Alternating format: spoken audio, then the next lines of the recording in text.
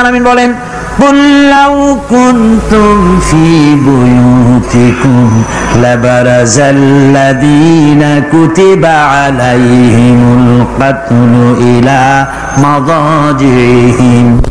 আল্লাহ পাক বলেন, হে নবী তুমি বলে দাও, তুমি শোনায় দাও, যাদের ভাগ্যে নিহত হওয়া আছে তারা যদি তাদের বিছানায় শুয়েও থাকে, প্রকোষ্ঠের ভিতরে থাকে, মৃত্যু সেখানে গিয়ে হাজির হবে, ওখানেই মৃত্যু হয়ে যাবে। মৃত্যুর সময় আসতে পরে মানুষকে মোটেই সময় দেওয়া হবে না, সময় যখন আসবে সময় মতো তাকে বিদায় নিতে হবে। সুতরাং ঈমান, আল্লাহর প্রতি ঈমান আনলে পরে মানুষের ভিতরে নির্ভীকতার সৃষ্টি হয়, সে কাউকে পরোয়া করে না আল্লাহ ছাড়া। চিল্লায় কোন সুবহানাল্লাহ, আরো জোরে বলেন সুবহানাল্লাহ। সাহস, বুক ভরা সাহস তার মধ্যে আসবে।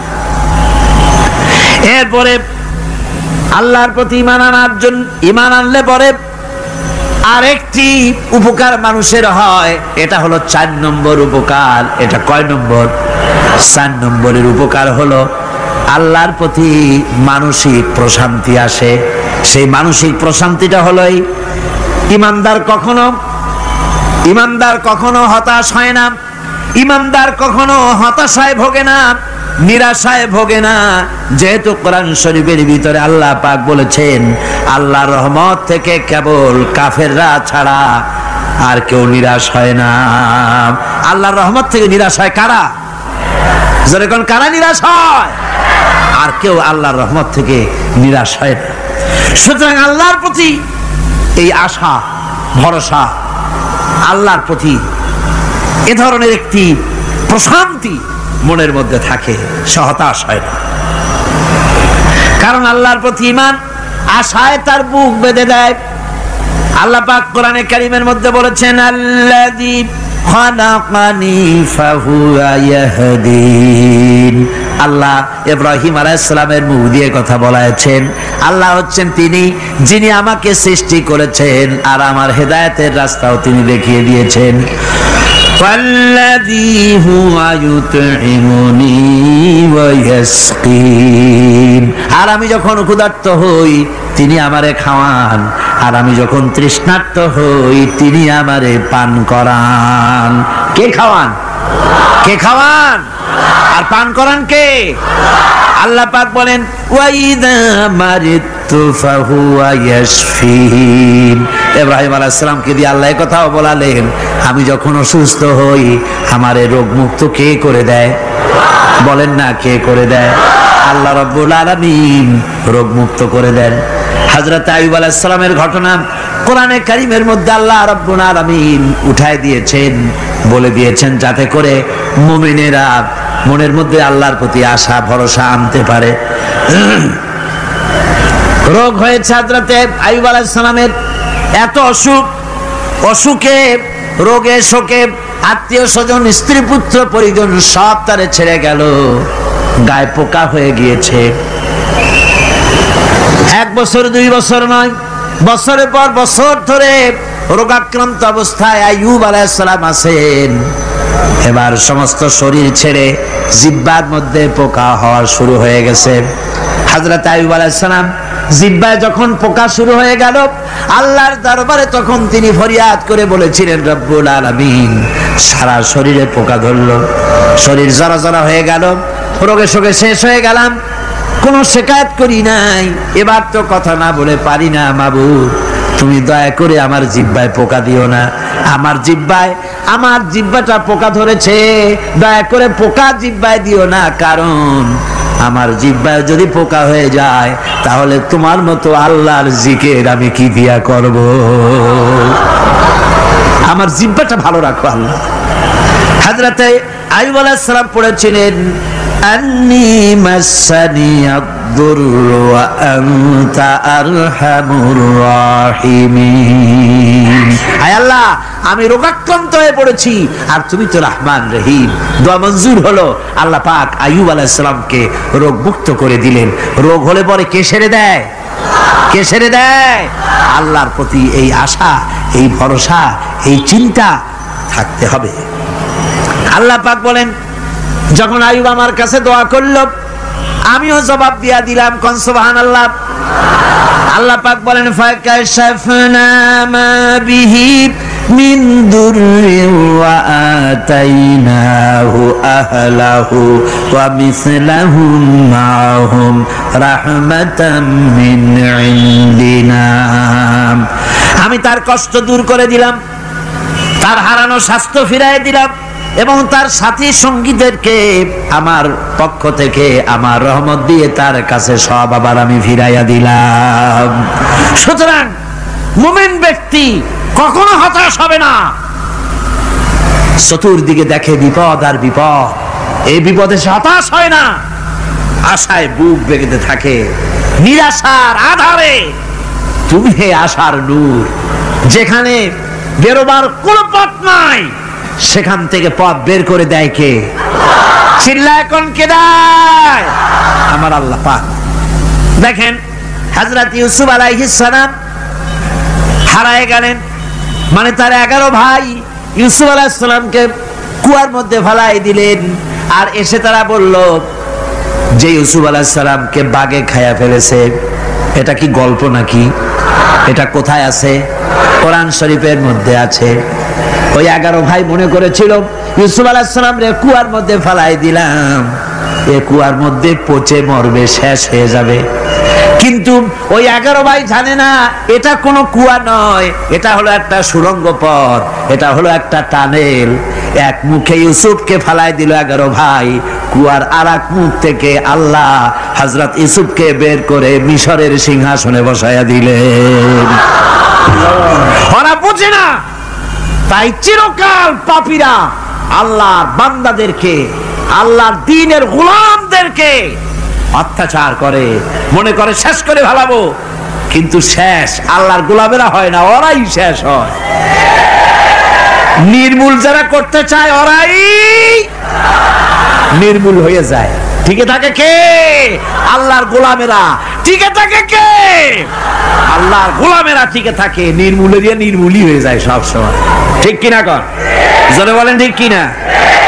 ভাইরা আমার, হযরত ইয়াকুব আলাইহিস সালাম ছেলের চিন্তায় চিন্তায় চোখ দুটো অন্ধ হয়ে গেছে, কাঁদতে কাঁদতে চোখ অন্ধ হয়ে গেছে।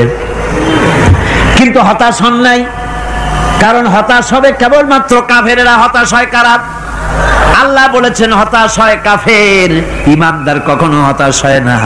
হযরত ইয়াকুব আলাইহিস সালাম ছেলে হারাইয়া কি বলতেছেন শোনেন। আল্লাহ তার কথা কোরআনে কারীমের ভিতরে আল্লাহ কি সুন্দর করে উঠায় দিয়েছেন।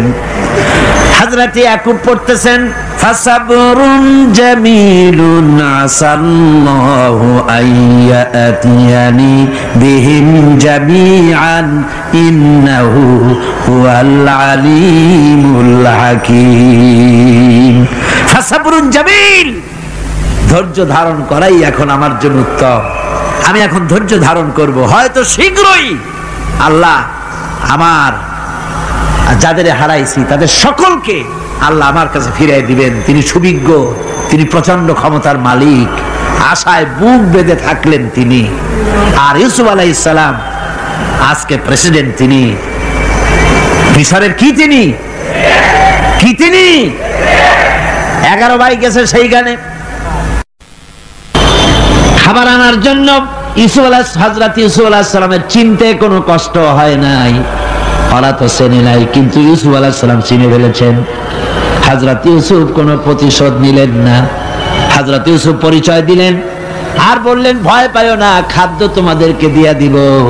তোমাদের ব্যাপারে আমার বক্তব্য হচ্ছে লা তাসরিবা আলাইকুমুল ইয়াউম, তোমাদের বিরুদ্ধে আমার কোনো ক্ষোভ নাই, বিদ্বেষ নাই, মাফ করে দিলাম। এই জামাটা নিয়ে যাও, আমার আব্বার জন্য এই জামাটা নিয়ে যাও। জামা নিয়ে যাচ্ছে মিশর থেকে। কোথায়? কেনান। কোথায়? মিশর। মিশর থেকে ইউসুফ আলাইহিস সালামের জামা নিয়ে ছেলেরা কেনানের দিকে যাচ্ছে। আর এদিকে হযরত ইয়াকুব বলতেছেন আমি যেন আমার নাকের ভিতরে ইউসুফের গন্ধ পেতেছি। সুবহানাল্লাহ।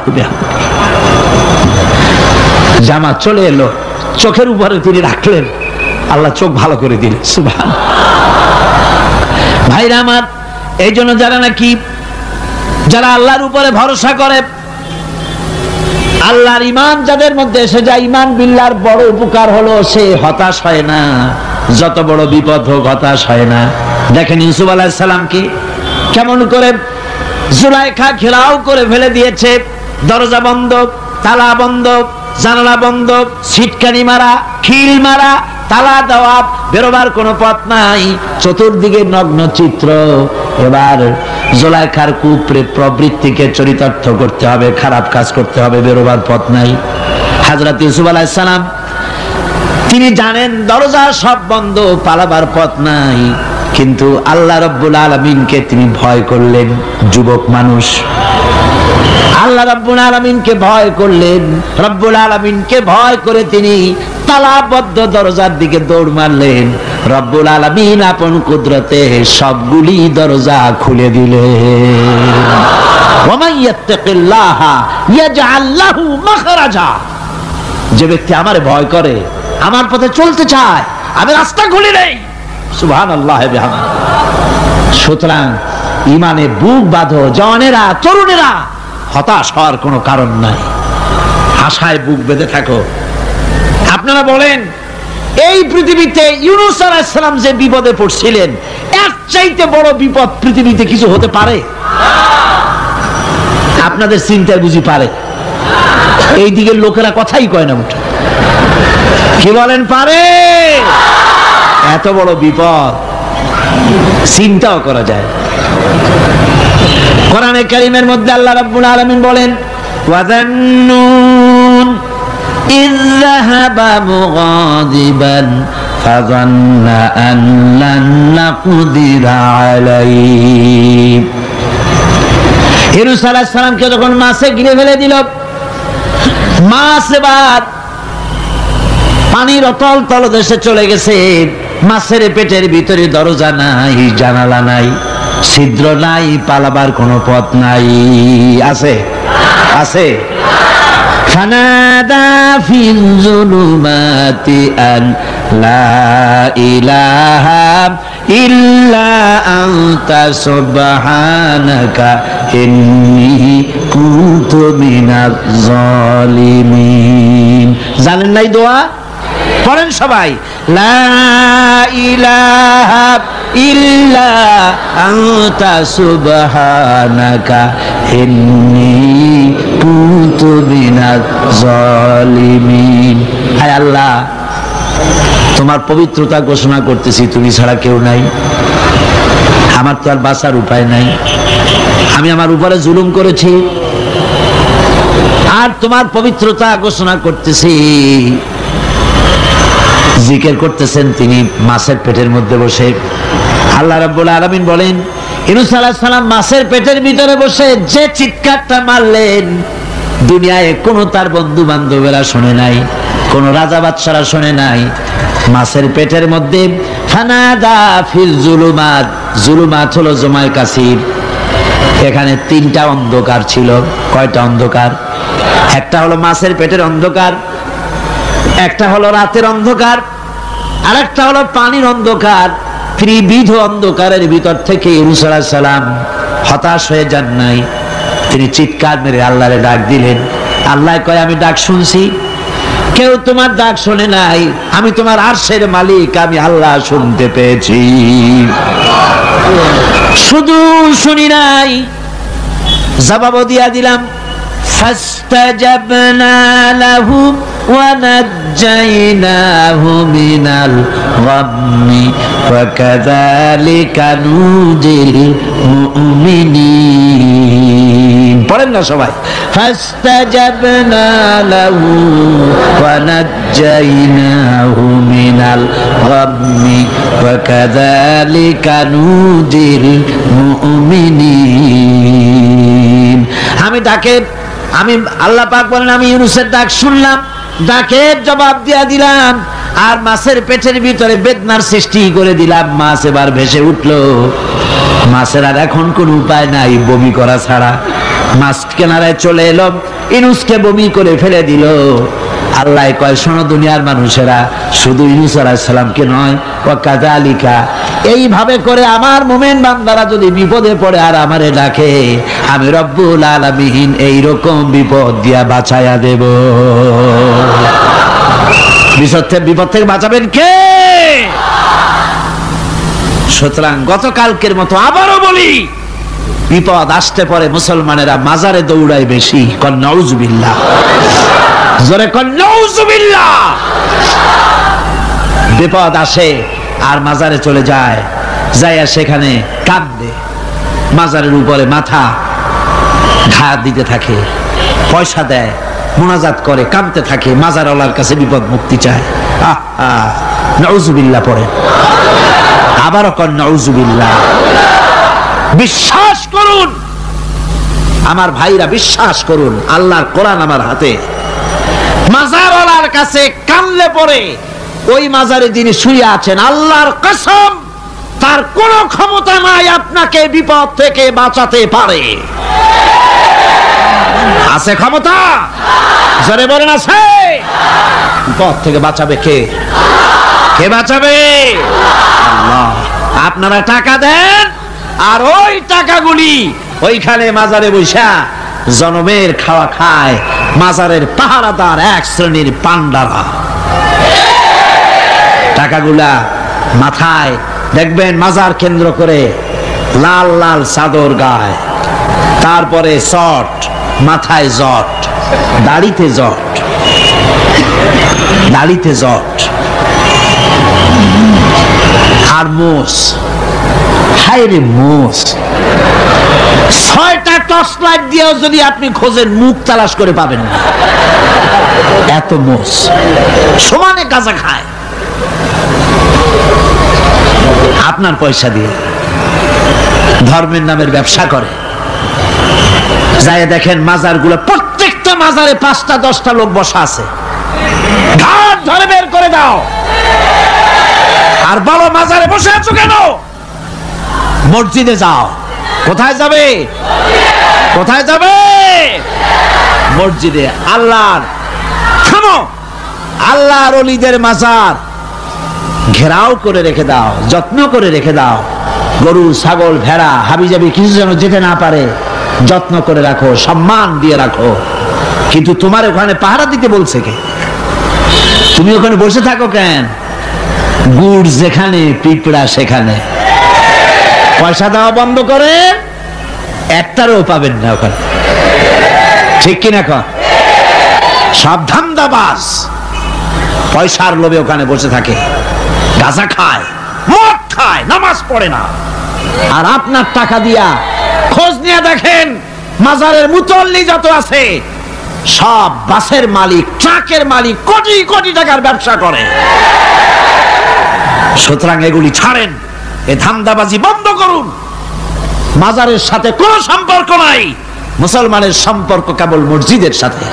কিসের সাথে? মসজিদের সাথে সম্পর্ক করে। আমার বন্ধুগণ,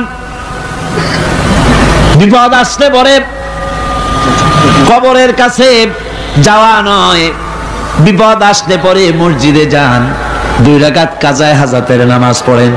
রাসূলুল্লাহ পড়েছেন, কাজায়ে হাজাতের নামাজ পড়েন, সেজদায় পড়ে গিয়ে আল্লাহর কাছে কাঁদেন, আপনার বিপদ আল্লাহ রব্বুল আলামিন দূর করে দিবেন।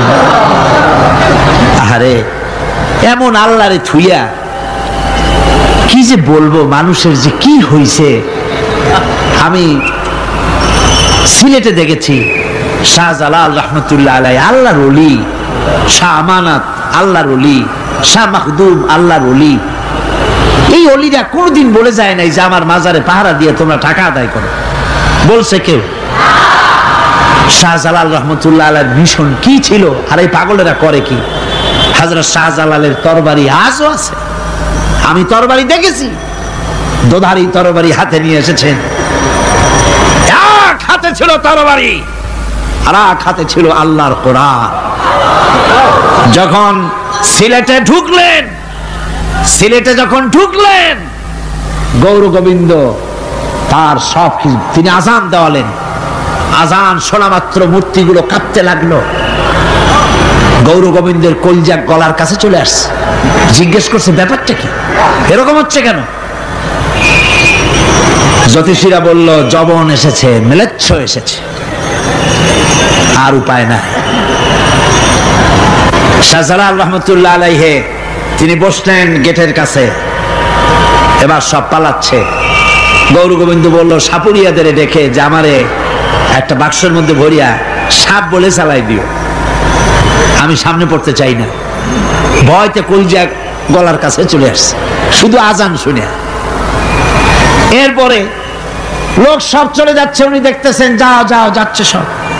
তারপরে ঝুড়িতে করে যাচ্ছে সাপুরিয়ারা, তোমাদের এর মধ্যে কি? সাপ, যাও যাও যাও। এরপরে বড় একটা বাক্স, ওটার মধ্যে কি? কয় যে হুজুর আমরা সাপ খেলা দেখি, এর মধ্যে সাপ। নামাও, আমি সাপ খেলা দেখবো, নামাও ওটা। এরপরে বাক্স খুলছে, দেখে যে আসল সাপ বাইর হয়েছে।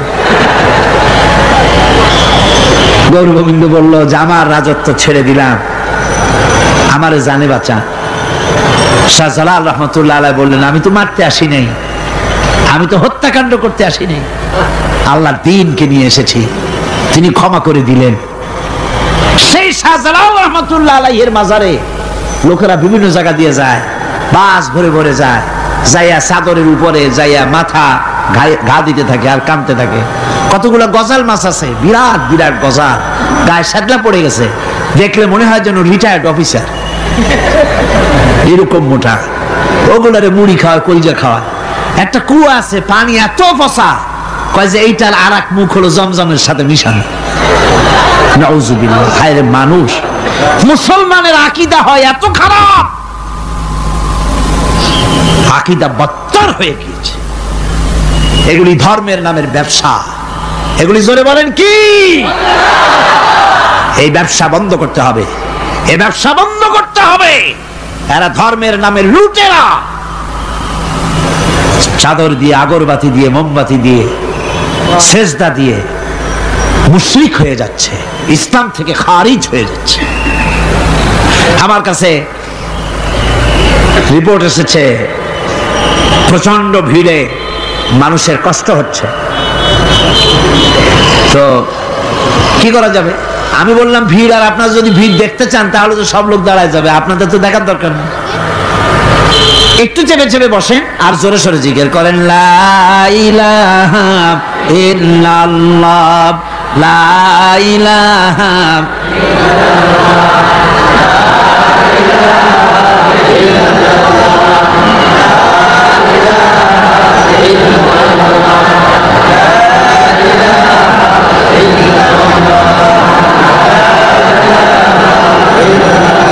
আপনি কিন্তু বসেই এগোতে পারতেন, দাঁড়ালে পরে ডিস্টার্ব হয়, হাঁটলে পরে ডিস্টার্ব হয়।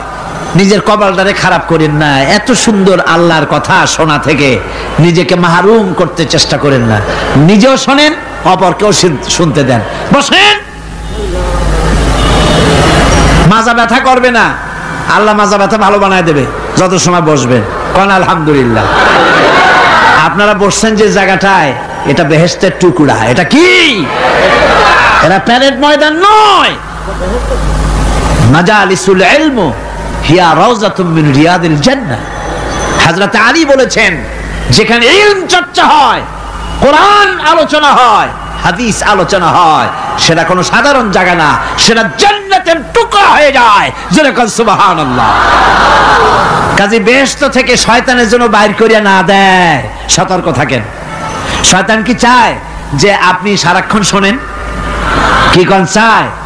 চায় না। শয়তানের খপ্পরে পড়েন না, বসেন আর শোনেন। ইমানদার যখন বিপদে জর্জরিত হতে থাকে তখন সে ভেঙে পড়ে না, তখন অন্ধকারের, বিপদের অন্ধকার বিদীর্ণ করে আলোর এক প্রভা তার চোখের সামনে উদ্ভাসিত হয়ে ওঠে। সেটা কি? সেটা হলো আল্লাহ রাব্বুল আলামিনের বাণী, ফাইন্না মাআল উসরি ইউসরান, ইন্না মাআল উসরি ইউসরা। আল্লাহ পাক বলেন, জেনে রাখো, দুঃখ এবং কষ্টের সাথে রয়েছে সুযোগ আর সুবিধা, আর অসচ্ছলতার সাথে রয়েছে উদার সচ্ছলতা। জোরে কোন সুবহানাল্লাহ। কাজে ভয় পাওয়ার কারণ নাই, হতাশ হওয়ার কারণ নাই। মন আশায় বুক বেঁধে রাখো। গুনাহ করেছ, হতাশ হয়ো না। যুবকদের গুনাহ করা স্বাভাবিক। ইউনিভার্সিটির ছাত্র, কলেজের ছাত্র, প্রফেসর, শিক্ষক, অফিসার ঘুষ খেয়েছেন, জিনা করা হয়েছে, মদ খাওয়া হয়েছে, মিথ্যা কথা বলা হয়েছে, যাই কিছু করেন না কেন ভয় পাওয়ার কারণ নাই, নিরাশ হওয়ার কোনো দরকার নাই। আল্লাহ পাক ডেকে বলেছেন, কুল ইয়া ইবাদিয়াল্লাযীনা সারাফু আলা আনফুসিহিম লা তাকনাতু মির রাহমাতিল্লাহ। আরে আমার আল্লাহর মতো এত ভালো আর কেউ আছে? এত দরদ আর কারো আছে? আমার আল্লাহ বলেন, ও নবী আপনি শুনায় দেন, হে আল্লাহর বান্দারা, তোমরা যারা নিজেদের উপরে বাড়াবাড়ি করেছো, নিজেদের উপরে জুলুম করেছো, অত্যাচার করেছো, আমি আল্লাহর রহমত থেকে নিরাশ হয়ে যেও না। মানুষ যদি অপরাধ করে, বাপের সাথে অপরাধ করেছে, মায়ের সাথে অপরাধ করেছে, মা বাবা সন্তানের চাইতে এত বড় কল্যাণকামী তো আর কেউ নাই, কিন্তু মা বাবা কোনোদিন বলে না আয় আমার ছেলে তোরে মাফ করে দেই, এরকম বলে নাকি? মন চায় ছেলে যদি মাফ চাইতো খুশি হয়ে মাফ করে দিতাম, কিন্তু কেন যে আসে না, ডাকে না যে আয় মাফ করে দেই। মা বাপ আপনাকে এত ভালোবাসে, সেই মা বাপও আপনাকে বলে না যে আয় মাফ করে দেই। আমার আল্লাহ হচ্ছেন এমন আল্লাহ, আল্লাহ রাব্বুল আলামিন ডাকেন, এ বান্দা খুন করেছিস ফিরে আয়, জিনা করেছিস ফিরে আয়, হত্যা করেছিস ফিরে আয়, চুরি করেছিস ফিরে আয়, কুফরি করেছিস ফিরে আয়, সুদ খেয়েছিস, ঘুষ খেয়েছিস, মদ খেয়েছিস ফিরে আয়, এসে আমার দরবারে চোখের পানি ফেল, আমার দরবারে কাঁদাকাটি কর। ইন্নাল্লাহা ইয়াগফিরুয যুনুবা জামিআ ইন্নাহু হুয়াল গফুরুর রহিম। আমার দরবারে চোখের পানি ফেলে কান, আমি রব্বুল আলামিন জিন্দেগীর গুনাহ মাফ করে দেব। সুবহানাল্লাহ কোন, সুবহানাল্লাহ কোন। আমার কাছে কান, চোখের পানি ফেল। আল্লাহ রাব্বুল আলামিনের কাছে বান্দার দুইটা ফোঁটা বেশি প্রিয়। একটা হলো জিহাদের ময়দানে যে রক্ত ফোঁটা দেওয়া হয়, এটা আল্লাহর কাছে প্রিয়। আর আল্লাহর ভয়তে গুনার জন্য লজ্জা করে, অনুশোচনা করে বান্দা যখন চোখের পানি ছেড়ে দেয়, আল্লাহর কাছে এটা অত্যন্ত প্রিয়। নবীজি বলেছেন, বান্দা যখন গুনার ভয়তে, আল্লাহর ভয়তে, জাহান্নামের ভয়তে অনুশোচনা করে যখন চোখ দিয়া পানি ছেড়ে দেয়, ওই চোখের পানি নাকের অর্ধেক আসতে না আসতে আল্লাহ রাব্বুল আলামিন বান্দারে মাফ করে দেন। আল্লাহ বরদাস্ত করতে পারেন না যে বান্দা কান্দে। আমার ভাইরা, আল্লাহর রহমত এই পৃথিবীতে, আল্লাহর রহমতকে 100 ভাগ করা হয়েছে। আল্লাহর রহমতের কত ভাগ? এই 100 ভাগের 1 ভাগ সারা পৃথিবীতে ছড়াই দেওয়া হয়েছে। আর 99 ভাগ কার কাছে? আল্লাহর কাছে। একটা ভাগ দুনিয়া ছড়ানো হয়েছে আদম আলাইহিস সালাম থেকে নিয়ে এই পর্যন্ত, এখান থেকে নিয়ে কিয়ামত পর্যন্ত পৃথিবীতে যত মানুষ আসবে, যত প্রাণী আসবে, তাদের মধ্যে প্রাণী জগতে গাভী তার বাছুরকে ভালোবাসে ঠিক কিনা, হাতি তার বাচ্চাকে ভালোবাসে ঠিক কিনা, মুরগি তার বাচ্চাকে ভালোবাসে কিনা, প্রত্যেক মাই তার সন্তানকে ভালোবাসে মানুষের মতো। এই ভালোবাসা, স্নেহ, এই মমতা, এই করুণা, এই মহব্বত একটা ভাগ দুনিয়ায় দেওয়ার পর আপনি আর আমি যতটুকুন ভাগে পেয়েছি, সেই মহব্বত স্ত্রীর মহব্বতে অস্থির, মায়ের মহব্বতে অস্থির, সন্তানের মহব্বতে অস্থির। এখন চিন্তা করেন, একটা ভাগ সারা পৃথিবীতেই বিতরণ করার পর যেটুক পেয়েছি, তাতে যদি এত মহব্বত হয়, তাহলে এর 99 ভাগ মহব্বত যে আল্লাহর কাছে জমা আছে, এই বান্দার জন্য তার কত মহব্বত, এই বান্দার জন্য কত করুণা, কত মহব্বত, কত দয়া। এজন্য আল্লাহ রাব্বুল আলামিন বলেছেন, নাব্বি ইবাদি আন্নী আনাল গফুরুর রহিম। ও আমার নবী, সুসংবাদ দিয়ে দাও, বান্দাদেরকে শোনায় দাও যে আমি আল্লাহ তাআলা ক্ষমাশীল আর দয়াবান। হুজুর কাঁদতেছিলেন। হযরত ওমর রাদিয়াল্লাহু তাআলা আনহু এসে দেখেন হুজুর একা কাঁদতেছে। হুজুর জিজ্ঞেস করছেন, হযরত ওমর জিজ্ঞেস করলেন, হুজুর আপনি কাঁদেন কেন একা একা? হযরত ওমর বলেন, আমি যখন প্রশ্ন করলাম নবীজি বললেন, আমার কাছে কিছু আগে জিবরাইল এসেছিলেন।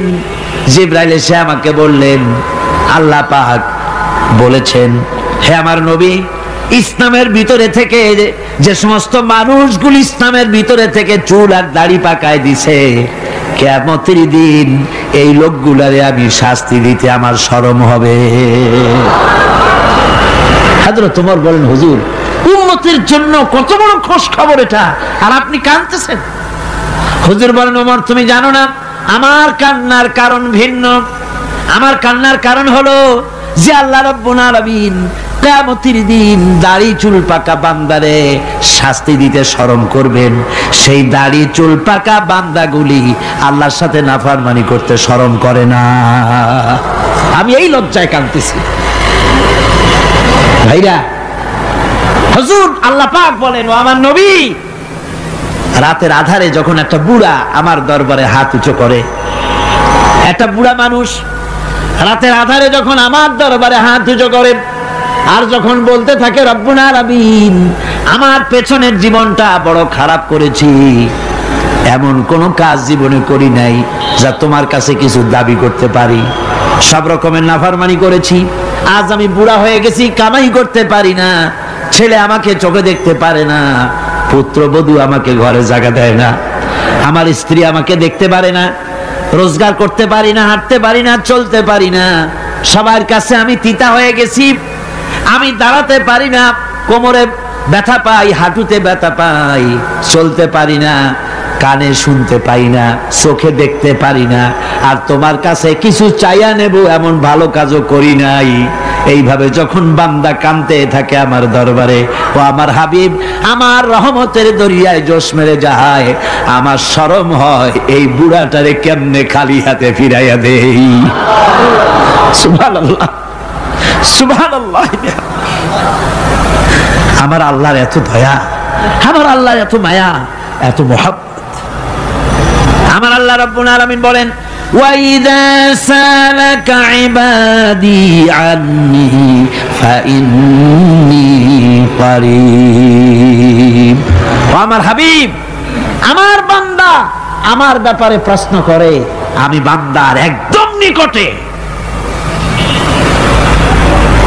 কোরআন শরীফের ভিতরে যত জায়গায় রাসূলকে বলা হয়েছে সুয়ালের কথা, আপনাকে প্রশ্ন করা হয়, আল্লাহ তার জবাব কুল এই কথা বলে জবাব দিয়েছেন। যত জায়গায় সুয়াল এসেছে, যেমন কোরআনে কারীমের মধ্যে আল্লাহ পাক বলেন, ওয়ায়াসআলুনাকা আনিল মাহিদ, মেয়েদের হায়েজ সম্পর্কে জিজ্ঞাসা করা হয়, কুল হিয়া আযা, হে নবী আপনি বলুন। এভাবে করে কুল দিয়ে জবাব দেওয়া হচ্ছে। আবার প্রশ্ন করা হচ্ছে, ওয়ায়াসআলুনাকা আনিল আনফাল, এই গনিমতের মাল সম্পর্কে হুজুর আপনাকে, হে নবী আপনাকে প্রশ্ন করা হয়। আল্লাহ কুল দিয়া জবাব দিলেন, আল্লাহ বলেন আপনি বলেন। ওয়ায়াসআলুনাকা আনিল খামরি ওয়াল মাইসির, আল্লাহ পাক বলেন নবী আপনারে প্রশ্ন করা হয়, কুল ফীহিমা ইসমুন কাবীর, আল্লাহ কুল দিয়া বললেন তুমি বলো।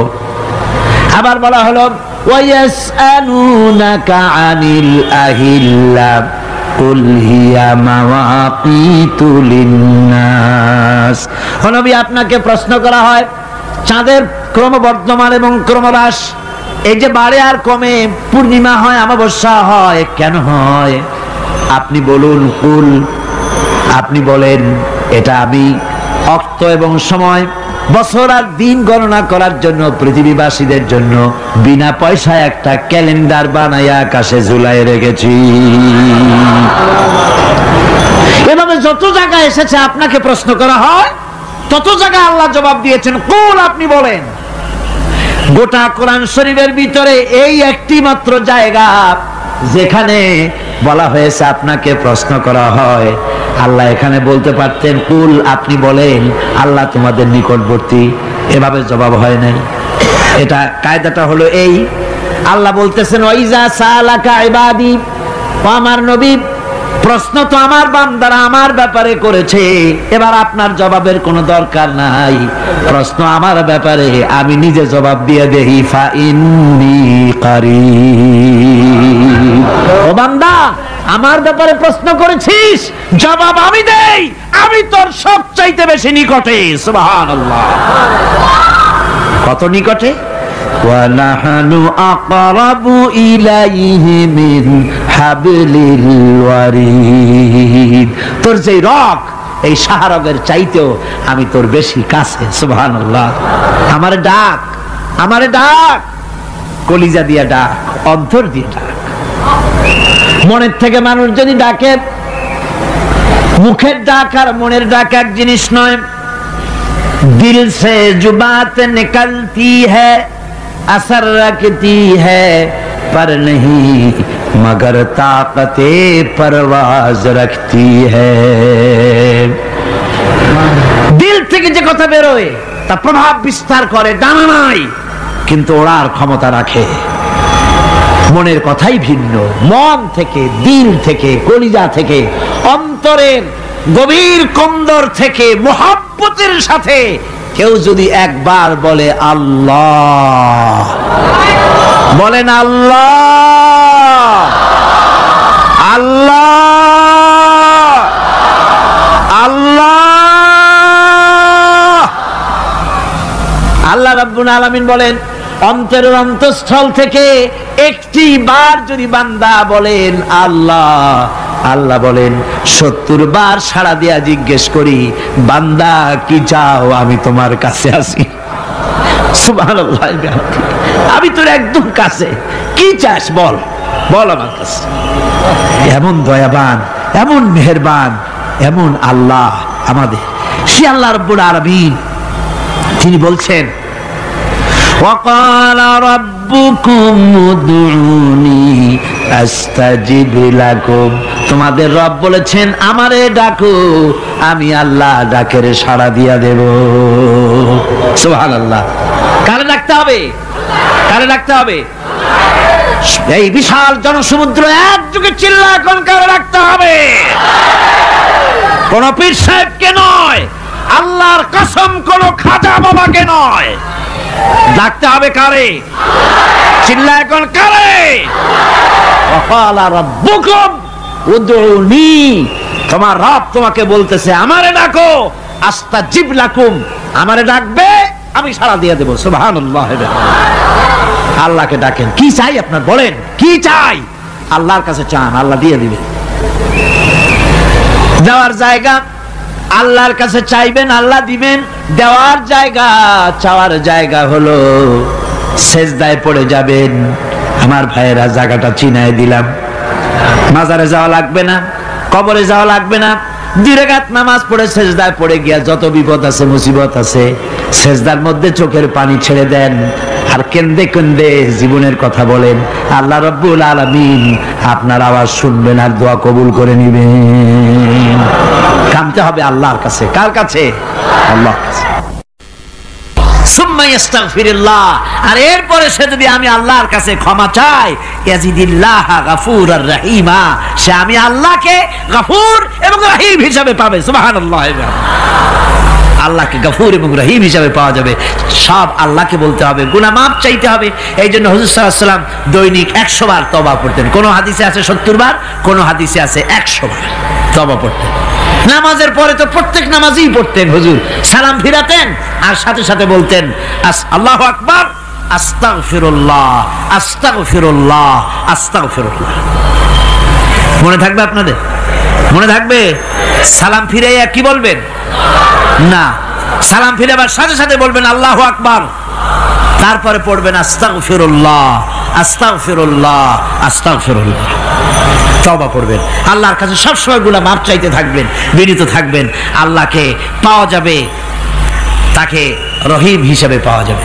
সুতরাং ঈমান বিল্লাহ, আল্লাহর প্রতি ঈমান আনলে পরে চতুর্থ নম্বরের যে উপকারটা হবে সেটা হলো হতাশায় ভুগবে না, নিরাশায় ভুগবে না, আশায় বুক বেঁধে উঠবে, ঈমান মজবুত হবে, আল্লাহর কাছে মানুষ বিনয়ী হয়ে যাবে। এবার পঞ্চম নম্বরের উপকার আমি বলছিলাম, ঈমান বিল্লাহ, আল্লাহর প্রতি ঈমান আনলে পরে অসংখ্য উপকার হয়, অসংখ্য বৈশিষ্ট্যের আছে। এর 6টা উপকারের কথা আমি বলবো। কয়টা? অসংখ্য উপকারের ভিতরে প্রধান 6টি উপকারের কথা বলবো। এর বললাম কয়টা? 4টে বলেছি। এবার বলো পঞ্চম উপকারের কথা। আল্লাহর প্রতি আপনি পূর্ব পশ্চিমে কতবার মুখ ঘোরালেন, এটাই কিন্তু আপনার আসল সৎ কাজ নয়। আসল সৎ কাজ হলো আল্লাহর প্রতি ঈমান আনা। এই ঈমানের ব্যাপারে 3টা দিন আমরা পার করে দিলাম, এখনো কথা শেষ হয় নাই। আল্লাহর প্রতি ঈমান আনলে পরে যে উপকারটা হবে পঞ্চম নম্বরে, সেটা হলো কঠোর এবং কঠিন বিপদের ভিতরে বান্দার ভিতরে অবিচলতা এবং ধৈর্যের সৃষ্টি হয়ে যাবে। আলহামদুলিল্লাহ। কঠিন বিপদ মুসিবত আসলে পরে সে অবিচল থাকবে। সারা দুনিয়ার বিপদ আপদ, শত্রুতা, দুঃখ, কষ্ট, মুসিবত, জুলুম, নির্যাতন সবকিছু পাহাড়ের মতো উঁচু হয়ে তাকে ঘিরে ফেলবে, কিন্তু তাকে এক চুলও নাড়াতে পারবে না। আলহামদুলিল্লাহ। সারা পৃথিবী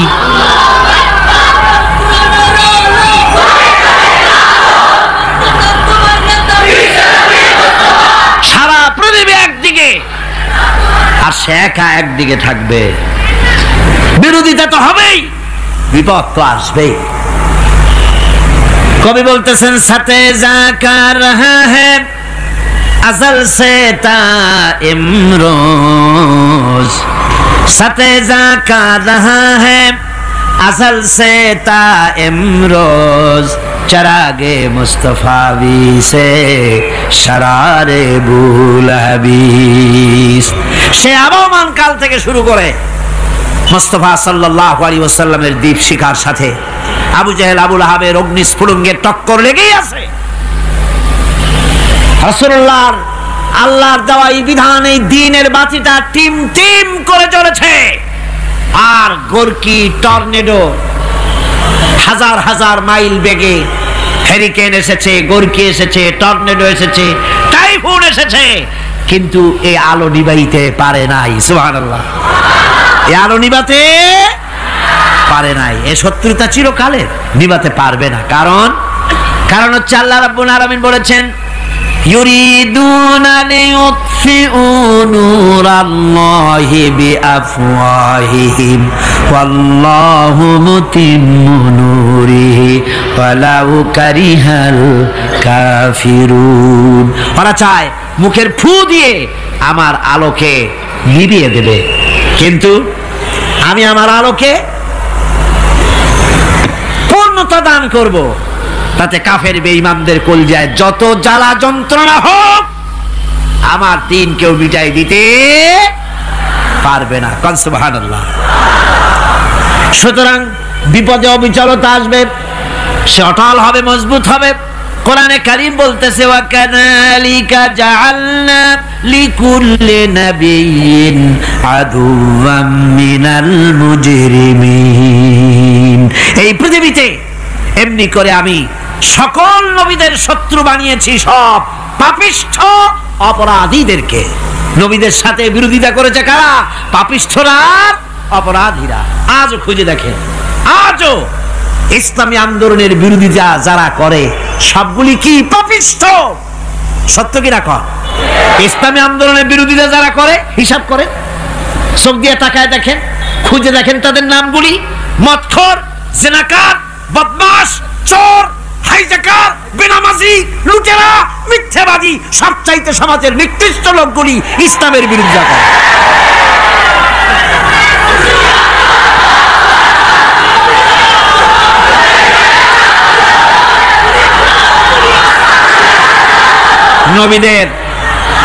নবীদের শত্রু আল্লাহ বলেন, সব যুগে নবীদের সাথে শত্রুতা করেছে পাপিষ্ঠরা। আল্লাহর কথা। কার কথা?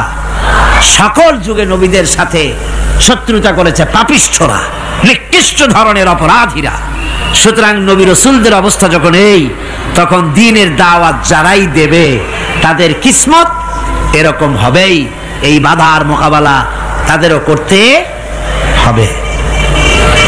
এই যে বাধাটা আসে, এই যে মারে, অপরাধ কি? এই যে তারা চোর বা ডাকাত যাদের মারা হয়।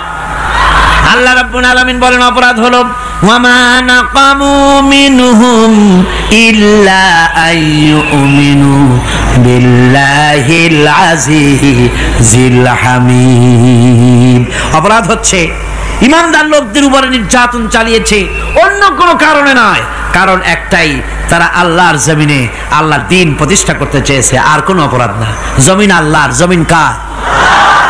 এই বিশাল জনসমুদ্র গর্জে উঠুন একযোগে, বলুন জমিন কার?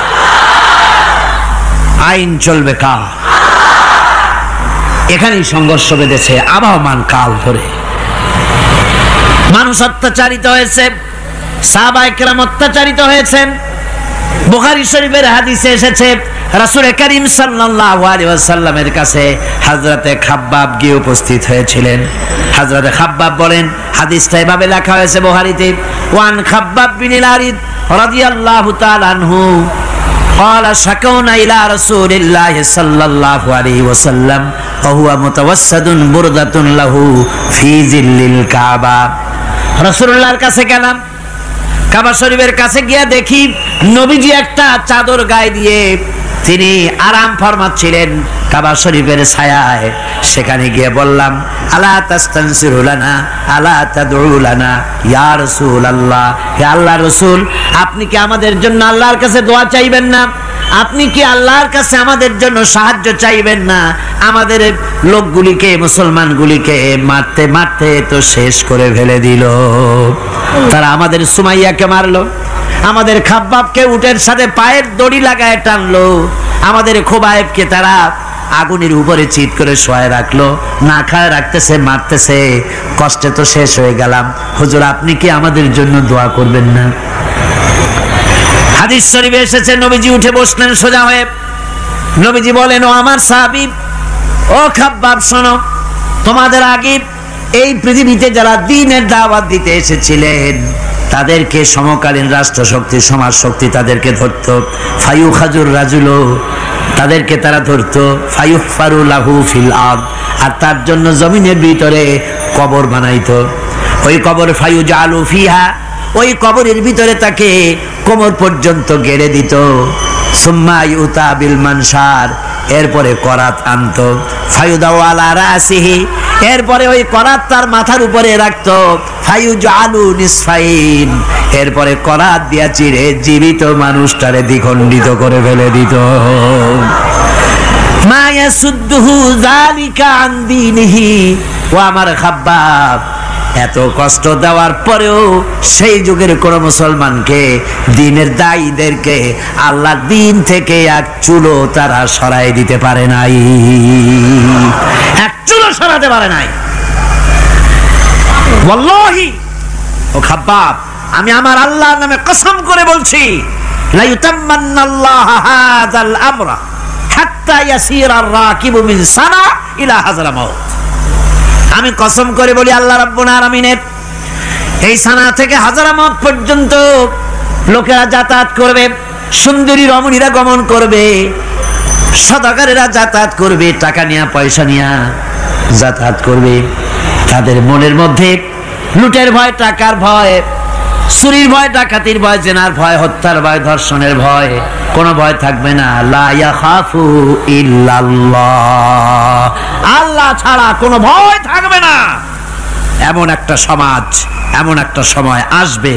ওয়ালাকিন্নাকুম তাস্তাজিলুন, অথচ খুব তাড়াহুড়ো তোমরা করতেছো। তাড়াহুড়ো করো না, সময় আসবে ইনশাআল্লাহ। আর সে সময় আসছিল মদিনায়, আসে নাই? আসে নাই? সুতরাং আজও চট্টগ্রামের এই বিশাল জনসমুদ্রকে বলতে চাই, নির্যাতন, স্বৈরাচার, জুলুম, অত্যাচার, হত্যাকাণ্ড যা কিছু ঘটতেছে, ধৈর্য ধরুন, আন্দোলনে শরীক হন, জান বাজি রাখুন। এ বাংলাদেশেও আগামী যে পার্লামেন্ট হবে, আগামী জাতীয় নির্বাচনে যে পার্লামেন্ট তৈরি হবে, ইনশাআল্লাহ সেই পার্লামেন্ট হবে কোরআনের পার্লামেন্ট ইনশাআল্লাহ।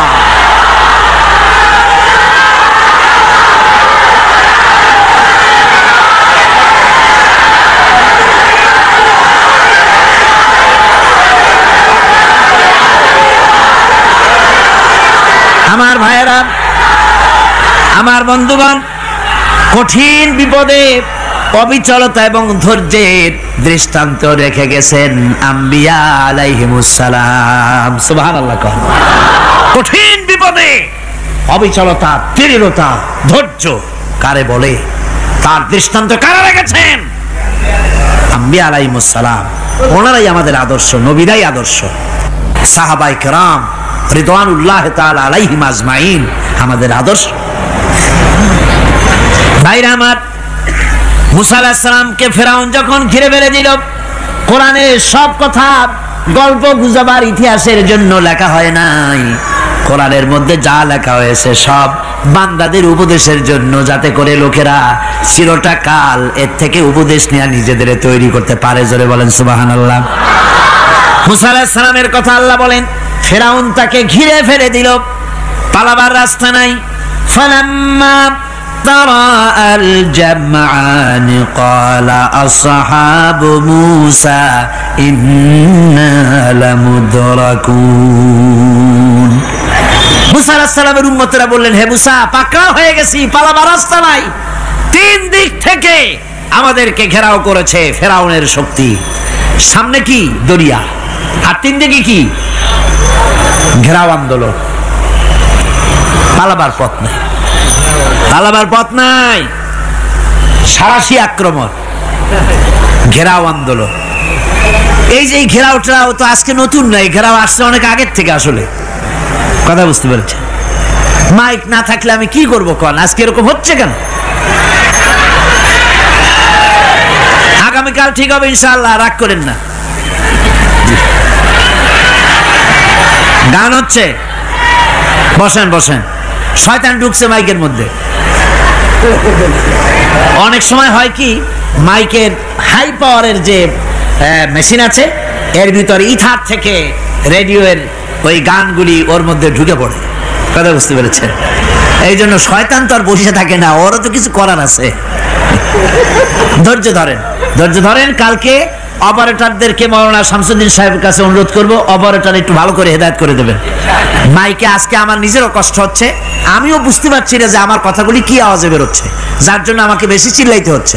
বক্তাকে কি লাউডে তার কথা বেরোচ্ছে তা তার কানে আসতে হয়, তাহলে বোঝা যায় যে আমার কথাগুলি কিভাবে বেরোচ্ছে। এটা এই অবস্থায় সিচুয়েশন আজকে নাই, এবং লোকেরাও মাইকের ব্যাপারে আজকে অভিযোগ করেছে, যা বিগত 16 বছরে করে নাই।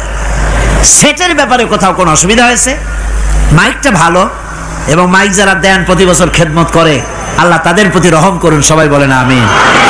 এদেরকে রাগ করে পথে পাই আবার মারধর করেন না। সিলেটের যে তাফসির মাহফিল হয়, বিগত 19 বছর তাফসির করেছি একটানা, এবার 20 বছর পুরো হবে ইনশাআল্লাহ। সিলেটে একটানা 20 বছর তাফসির করতেছি সেখানে। তো মাইক, যে একটা লোক বিনা পয়সায় মাইক দেয়, মাইকের ভাড়া সে নেয় না। তাফসিরের মাহফিলের মাইকের ভাড়া নেয় না। যে বছর এরশাদ সরকার আমাকে প্লেন থেকে নামতে দিল না, আপনাদের মনে আছে? সিলেট থেকে ফিরাই দিল। এই খবরটা মাইকম্যান যখন শুনেছে যে আমাকে নামতে দেয় নাই, ফিরাই দেওয়া হয়েছে, সাথে সাথে স্ট্রোক করেছে, হার্ট ফেল করে দুনিয়া থেকে বিদায় হয়ে গিয়েছে। সিলেটে তাফসির হতে পারবে না এই কথা সে বরদাস্ত করতে পারে না। আমি কেঁদেছি আর দোয়া করেছি, আল্লাহ, কোরআনের মহব্বতে লোকটার এই অবস্থা হলো, তোমার জান্নাত তুমি দয়া করে তাকে দান করে দিও। কাজে কোনো ব্যবসায়ী চায় না যে তার ব্যবসাটা খারাপ হোক, লোকেরা মন্দ বলুক। এ মাইকের ব্যাপারে আপনারা আজকে রাগারাগ করেন না, যা হয়েছে কালকে ভালো হবে ইনশাআল্লাহ। সবাই বলেন ইনশাআল্লাহ। এখন চলেন আমরা ফেরাউনের অবস্থা দেখি গিয়া কি করতেছে ফেরাউন। মুসা আলাইহিস সালামকে ঘেরাও করে ফেলেছে, পালাবার উপায় নাই। একদিকে দরিয়া, তিন দিকে ফেরাউনের শক্তি। এই যে ঘেরাও টেরাও মানে নতুন তো না, ধর্মঘট নতুন না, পুরানা জিনিস। এই পৃথিবীতে সর্বপ্রথম ধর্মঘট কিসের উপরে হয়েছে জানেন? এই পৃথিবীর প্রথম ধর্মঘট হয়েছে পেঁয়াজ, রসুন আর ডাইলের উপরে। মুসা আলাইহিস সালামের জামানায় লান নাসবিরা আলা তাআমিন ওয়াহিদ, আমরা এক রকমের খাদ্য আর খাবো না, আমাদের পেঁয়াজ দেওয়া লাগবে, ডাল দেওয়া লাগবে, রসুন দেওয়া লাগবে। সর্বপ্রথম ধর্মঘট হয় মুসা আলাইহিস সালামের জামানায়, সেখান থেকে শুরু হয়েছে। কিন্তু মশাল মিছিল যে আসলো কই থেকে এইটা আমি খুঁজে পাইনি। পরে প্রত্যেকটা জিনিসের ইতিহাস আছে, আমি খুঁজতে খুঁজতে পেলাম। আমি জানি না এর ইতিহাস মূলে কোথায়, কিন্তু আমি যতদূর খুঁজে পাইছি সেটা হলো মশাল মিছিলের আবিষ্কার হয়েছে লঙ্কায় রাবণের সময়। হনুমানের লেজে আগুন দিয়া তারপরে লঙ্কা কাণ্ড ঘষালো, নামই আছে লঙ্কা কাণ্ড। হনুমানেরা লেজে আগুন দিয়ে রাবণ যে লঙ্কায় মশাল মিছিল করেছিল হনুমানদের দিয়া, ওই হনুমানের ওই সিস্টেমটা এখনো আমাদের দেশে চালু আছে। এইটা আসলে কোন ভদ্রলোকের এই মিছিল হওয়া উচিত না। আগুন নিয়ে কিসের মিছিল? আগুন হলো জাহান্নামের প্রতীক। আগুন কিসের প্রতীক? জাহান্নামের প্রতীক। যদিও আমাদের উপকারে লাগে, কাজে লাগে।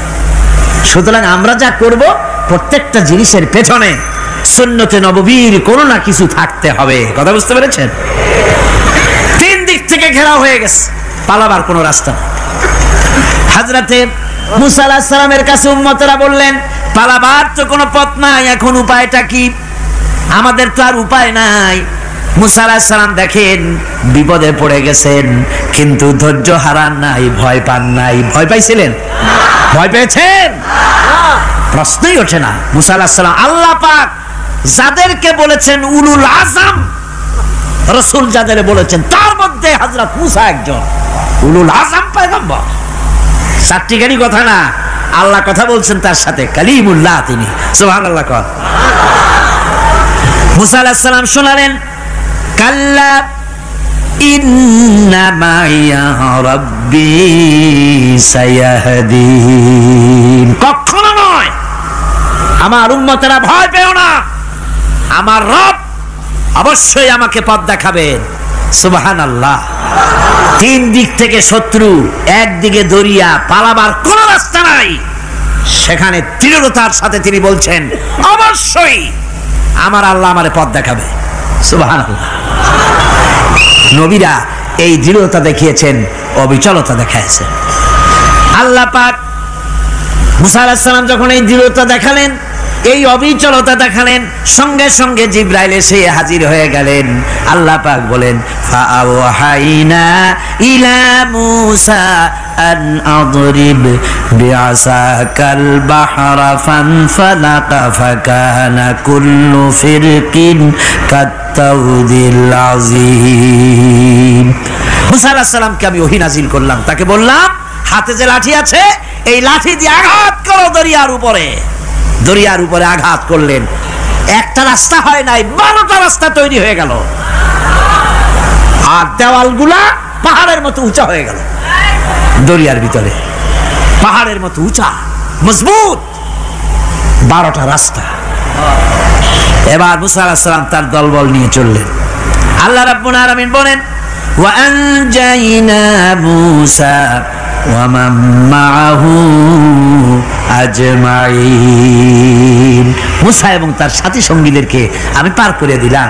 মুসা আলাইহিস সালাম এবং তার সাথী সঙ্গী নিয়ে যখন দরিয়ার মাঝখানে আসছে, ফেরাউন তার দলবল নিয়ে এসে গেছে। আসে দেখে নদীর মধ্যে রাস্তা। বাবা, খুব তো কায়দা। ও মনে করছে ওর বাজানের তৈরি করা ডিস্ট্রিক্ট বোর্ডের রাস্তা। ওর লোকজন নিয়ে নেমে গেছে দরিয়ার ভিতরে। ও আসছে মাঝখানে, মুসা আলাইহিস সালাম চলে গেছেন ওপার, দরিয়া পার। মাঝখানে যখন এসে গেল, আল্লাহ রাব্বুল আলামিন পানিকে অর্ডার করলেন কুন। আল্লাহর তো বটন টেপা লাগে না, মুখ দিয়া কোনো হুকুম করা লাগে না, শুধু বলেন কুন। যে ব্যাপারে কুন বলেন ফায়াকুন, সাথে সাথে হয়ে যায়। আল্লাহ বললেন কুন, আর অমনি রাস্তা বন্ধ হয়ে গেল। এবার তুফান শুরু হয়েছে নদীতে, ঢেউয়ের উপরে ঢেউ, মৌজুন কাল জিবাল, পাহাড়ের মতো উঁচু হয়ে হয়ে ঢেউ আসতেছে। দলবল ঘোড়া আর অস্ত্রপাতি যা ছিল সব মরিয়া শেষ। এবার ফেরাউন একা উপরে ওঠে আর নিচে নামে, পানি খেতে খেতে পেটের কাম সারা, জনমের খাওয়া খাইছে পানি, এখন জান যায়, বাঁচবার আর উপায় নাই, বাঁচবার আর উপায় নাই। ফেরাউন তার নিজের জীবন সম্পর্কে হতাশ হয়ে গেল। এবার ফেরাউন বলতেছে, আমানতু আন্নাহু লা ইলাহা ইল্লাল্লাযী আমানাত বিহি বানু ইসরাঈল। আমি ঈমান আনলাম, আমি ঈমান আনলাম আল্লাহ ছাড়া কোনো ইলাহা নাই, ওই আল্লাহর উপর ঈমান আনলাম যে আল্লাহর উপর ঈমান এনেছে বনি ইসরাঈলেরা। আল্লাহ যাতে ঠিক পায় যে কোন আল্লাহর উপর ঈমান আনছে, বনি ইসরাঈলের আল্লাহর উপর ঈমান আনলাম। আল্লাহ এই তো মুসলমান হয়ে গেছি, এরপরও আমারে সুবাও কেন? আল্লাহ রাব্বুল আলামিন জবাবে বলেন, আল আন, এখন ওয়াকাদ আসাইতা ক্বাবলু ওয়া কুনতা মিনাল মুফসিদিন। এখন ঈমান আনার কথা বলছো, অথচ যুগের পর যুগ, বছরের পর বছর ধরে আমার মানুষের উপরে মন গড়া আইন চালায়েছো, আমার পয়গম্বরের সাথে বেয়াদবি করেছো। আজ তোমাকে আমি ছাড়ছি না, তোমাকে আজকে ছেড়ে দেব না, আমি তোমাকে মারব। আর সমস্ত প্রাণীগুলিকে, স্থলচর প্রাণীগুলিকে আল্লাহ পাক অর্ডার দিয়া দিলেন, এই ফেরাউনের লাশকে ডুবাবি না, পচাবি না, খাবি না। আলিয়াউমা নুনাজ্জিকা বিবাদানিক, আমি তোমার শরীরে বাঁচায় দেব। পোকে খাবে না, পানিতে পচবে না, মাছে খাবে না, কুমিরে খাবে না, দুনিয়ার কোনো পশুতে খাবে না। আমি তোরে শুটকি বানাইয়া রাখবো, যাতে করে দুনিয়ার সমস্ত ফেরাউন যত যুগে যুগে আসে তোরে দেখে যেন হেদায়েত নিতে পারে। ফেরাউনকে আল্লাহ শুটকি বানায় রাখছে। আমি ফেরাউনদের লাশ দেখেছি ব্রিটিশ মিউজিয়ামে। ফেরাউন তো একটা না, অনেকগুলা, আসলটারে অবশ্য দেখিনি। ব্রিটিশ মিউজিয়ামে ওই ফেরাউনগুলার লাশ যখন অসুবিধা হয়, মমিগুলি, তখন ইংল্যান্ডে নিয়ে যায় চিকিৎসা করাবার জন্য।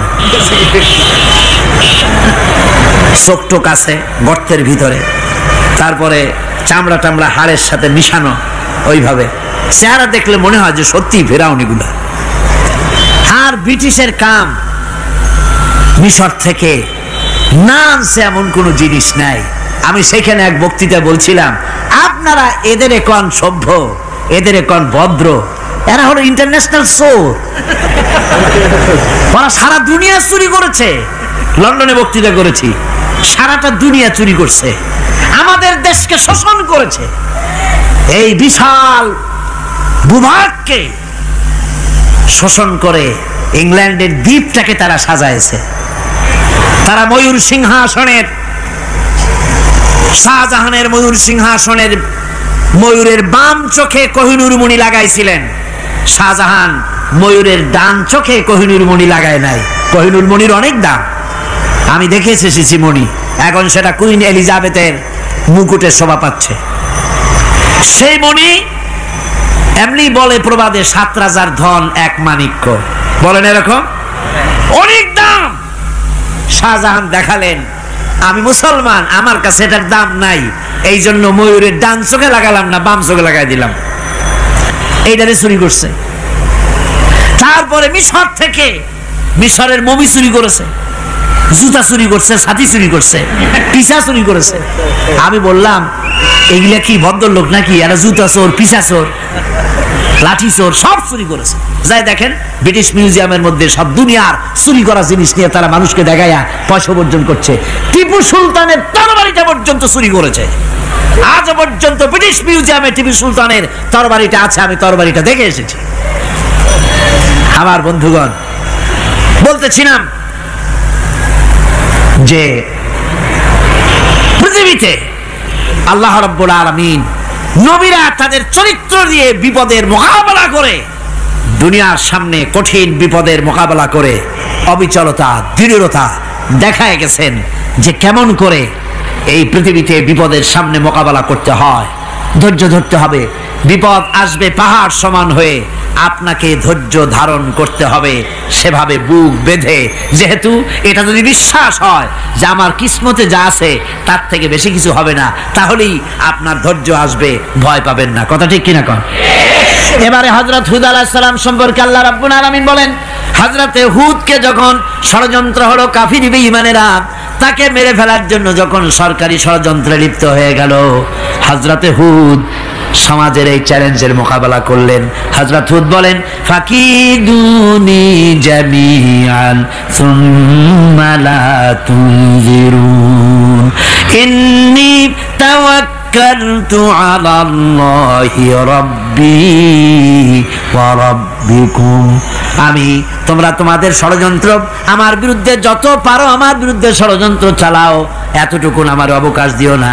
আমি এমন আল্লাহর উপরে ভরসা করেছি যার হাতের ভিতরে তোমাদেরও জান আর আমারও জান। যা পারো তাই করো। সরকার সমস্ত শক্তি একত্রিত হয়ে আমার মোকাবেলা করো। একদিকে হুদ আলাইহিস সালাম, আর একদিকে গোটা জাতি। হযরত হুদ ভয় পায় নাই। সুবহানাল্লাহ কোন?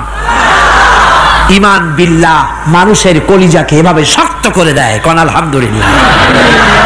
এবারে এই বিপদের, কঠিন বিপদের মোকাবেলা করে আমার রাসূল যে প্রমাণ দিয়া গেলেন, আমার রাসূল যে কঠিন বিপদের মোকাবেলা করলেন, ভাইরা আমার, হিজরতের রাতে সওর পাহাড়ের ভিতরে যখন তিনি আশ্রয় নিলেন, হযরতে আবু বকর সাথে ছিলেন। হযরতে আবু বকর রাদিয়াল্লাহু তাআলা আনহু বলেন, হুজুর আপনি দাঁড়ান, এটা তো পাহাড়িয়া গুহা, গুহার ভিতরে সাপ থাকতে পারে, বিচ্ছু থাকতে পারে, আমি আগে ঢুকি, বিপদ যদি হয় আমার উপর থেকে হয়ে যাক। গুহার ভিতরে নেমে গুহা সাফ করলেন। এরপরে হুজুরকে ডাকলেন, হুজুর তাশরীফ নিলেন গুহার ভিতরে। এরপরে হুজুর বললেন, আবু বকর পাহাড়ে হেঁটে হেঁটে 2-3টা পাহাড় পাড়ি দিয়া যাওয়া লাগে সোর পাহাড়ে। মদিনার সোজা রাস্তা হুজুর ধরেন নাই, মেসফালার পথ দিয়া জাবালে কেদোয়ার উপর দিয়া 3টা পাহাড় পাড়ি দিয়া তারপরে হুজুর গেলেন সোর পাহাড়ে। গুহার ভিতরে হুজুর তাশরীফ নিলেন। বললেন, আবু বকর তুমি বসো, তোমার উরুর উপরে মাথা রেখে আমি একটু আরাম করি।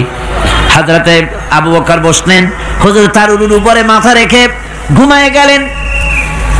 আর এরপরে কাফির বেঈমানেরা তালাশ করতে করতে কাফেররা এসে গেল পায়ের চিহ্ন দেখে দেখে গর্তের কাছে। হযরত আবু বকর ভয়তে কেঁদে ফেললেন, আহারে আর তো উপায় নাই, এবার তো ধরা পড়ে গেছি, এবার নবীজিকে মেরে ফেলে দেবে। নবীর মহব্বতে, নিজের মহব্বতে নয়, নবীর মহব্বতে কাঁদতেছিলেন। হুজুর বলেন, হুজুরের ঘুম ভেঙে গেল। বলো আবু বকর কাঁদো কেন? ছেলের কথা, মেয়ের কথা, বিবির কথা, বাড়ির কথা মনে পড়লো নাকি? হযরত আবু বকর বলেন, ইয়া রাসূলুল্লাহ, আল্লাহর কসম করে বলি, যেদিন ঈমান এনেছি এই কলিজার ভিতরে মা বাপ, স্ত্রী, পুত্র, পরিজন, এমনকি আমার নিজের জীবনের চাইতে আপনারে বেশি ভালোবাসি। কাঁদো কেন? কাঁদো কেন? হযরত আবু বকর বলেন, হুজুর ধরা পড়ে গেছি, কাফেররা এসে গেছে গর্তের কাছে, তাকালি আমাদের দেখতে পাবে, আমরা তো মাইনরিটি, ওরা তো মেজরিটি, আমরা তো ধরি মারি ফেলাই দেবে, আপনাকে মেরে ফেলে দেবে, এই জন্য কাঁদি। আল্লাহ রাব্বুল আলামিন, হুজুর তখন কি দৃঢ়তা, কি অবিচলতা, কি ধৈর্যের পাহাড় সম মনোবৃত্তি তখন দেখালেন। আল্লাহ কোরআন শরীফে চিরকাল যাতে মানুষেরা হেদায়েত নিতে পারে সেজন্য হুজুরের কথা উঠায় দিলেন কোরআনে। আল্লাহ পাক বলেন, ইযহুমা ফিল গার ইয ইয়াকুলু লিসাহিবিহি লা তাহজান ইন্নাল্লাহা মা'ানা। ও বন্ধু, ভয় পেও না, আল্লাহ আমাদের সাথে আছেন। সুবহানাল্লাহ কোন? আল্লাহ আমাদের সাথে আছেন। আমরা মাইনরিটি নই, আমরাই মেজরিটি। আল্লাহ আছে আমার সাথে, ভয় পাওয়ার কোনো কারণ নাই। সুবহানাল্লাহ। আল্লাহ পাক বলেন, ফাআনসালাল্লাহু সাকিনাতাহু আলাইহি ওয়া আইয়াদাহু বিজুনুদিন লাম তারাওহা। আমি এদের অন্তরের ভিতরে আমি শান্তি নাজিল করে দিলাম, প্রশান্তি দিয়া দিলাম, আর আমি সাহায্য করলাম, আর এমন সব সৈন্য পাঠায় দিলাম যে সৈন্যগুলি তোমরা দেখতে পাও নাই। সুবহানাল্লাহি ওয়া বিহামদিহি। ভাইরা আমার, রাসূল করিম সাল্লাল্লাহু আলাইহি সাল্লাম এই বিপদের মাঝে, চরম বিপদের মাঝে অবিচলতা, দৃঢ়তা, কঠিন আত্মনির্ভরতা দেখিয়েছেন। এগুলি হলো ঈমানের ৫ম নম্বরের উপকারিতা। আল্লাহর প্রতি ঈমান আনলে এভাবে পাহাড় সম ঈমান মজবুত হয়ে যায়। জেলের পরোয়া করি না, ফাঁসির পরোয়া করি না, শহীদ হওয়ার পরোয়া করি না, মেরে ফেলে দেবে, উড়ায় দেবে, হত্যা করবে, পরোয়া করি না। পরোয়া করি কেবলমাত্র কাকে? জোরে বলেন কারে? এইরকম মুসলমান হাজার হাজার লাখ লাখ দরকার নাই, ৩১৩ জন যথেষ্ট। কয়জন যথেষ্ট? ৩১৩ জন যথেষ্ট। বদরে যারা জান দিয়ে মাল দিয়ে দ্বীনকে প্রতিষ্ঠিত করেছিলেন, এরকম ৩১৩ জনই যথেষ্ট ছিল। আল্লাহর দ্বীনকে কায়েম করার জন্য যদি রক্ত দেওয়া লাগে, তাহলে এই বিশাল জনসমুদ্রকে প্রশ্ন করি, ভয় পাবেন? রক্ত দিতে পারবেন? যদি জেলে যাওয়া লাগে যেতে পারবেন? যদি শহীদ হতে হয় তাও কি পারবেন? এই দৃঢ়তা, এই অবিচলতা, এই ঈমান, এই ধৈর্য শিক্ষা দেয়, এই উপকার করে ঈমান বিল্লাহ। আল্লাহর প্রতি ঈমান আনলে এভাবে পাহাড়ের মতো শক্ত হয়ে যায় কলিজা। কোন আলহামদুলিল্লাহ। আমার বন্ধুগণ, এবার আমি বলবো সর্বশেষ উপকারের কথাটা বলি, মোনাজাত ছেড়ে দেব। কয়টার কথা বলছিলাম? উপকার ৬টা উপকারের কথা বলেছি। অনেকগুলি বৈশিষ্ট্য, অনেকগুলি উপকারের মধ্যে আল্লাহর প্রতি ঈমানের ৬টা উপকারের কথা ৫টা বলা হয়ে গেছে। এবার ৬ষ্ঠ নম্বর এবং শেষ নম্বর, এটা হচ্ছে আল্লাহর প্রতি ঈমান আনলে পরে তার দ্বারা সবচাইতে বেশি ফায়দা পায় সমাজ এবং রাষ্ট্র। কোন আলহামদুলিল্লাহ, কোন আলহামদুলিল্লাহ। আল্লাহর প্রতি ঈমানের দ্বারা নৈতিক সংশোধন হয় এবং রাষ্ট্র আর সমাজ সবচাইতে বেশি উপকৃত হয়। কারণ হলো ঈমানদার ব্যক্তি আল্লাহর প্রতি যে ঈমান এনেছে, তার মনের মধ্যে ধারণা এটা হয়, আমার কোনো কাজ তো গোপন থাকে না। ইন্নাল্লাহা লা ইয়াখফা আলাইহি শাইউন ফিল আরদি ওয়ালা ফিস সামা। আল্লাহর কাছে গোপন বলতে কিছু নাই, আকাশেও নাই, জমিনেও নাই, কোনো কিছু গোপন নাই। সুতরাং আমি যা করি সব আল্লাহ দেখেন এবং শোনেন। এমনকি মানুষ যে কল্পনা করে, সে কল্পনাও আল্লাহ টের পায় না নাকি? টের পায় কিনা? ওয়া ইন তুবদু মিন আনফুসিকুম আও তুখফুহু ইউহাসিবুকুম বিহিল্লাহ। মনের ভিতরে যে কল্পনা করো, আল্লাহ পাক বলেন এই কল্পনারও হিসাব আমি রব্বুল আলামিন তোমার কাছ থেকে নেব। ফায়ুআযযিবু মাইয়াশাউ, যারে খুশি শাস্তি দেব, আর যারে খুশি আমি মাফ করে দেব। জোরে বলেন সুবহানাল্লাহ। ফায়াগফিরু লিমাইয়াশা ওয়া ইউআযযিবু মাইয়াশা, যারে খুশি মাফ করব, যারে খুশি শাস্তি দেব, কল্পনারও হিসাব নেব।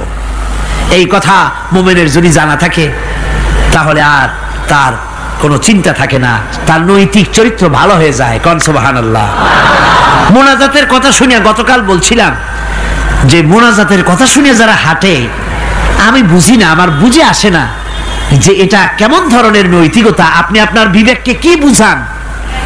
এই বিশাল জনসমুদ্র নিয়ে আল্লাহর কাছে হাত তুলবো, দোয়া করব, মোনাজাত করব, এই লোভ সম্বরণ করেন কি করে?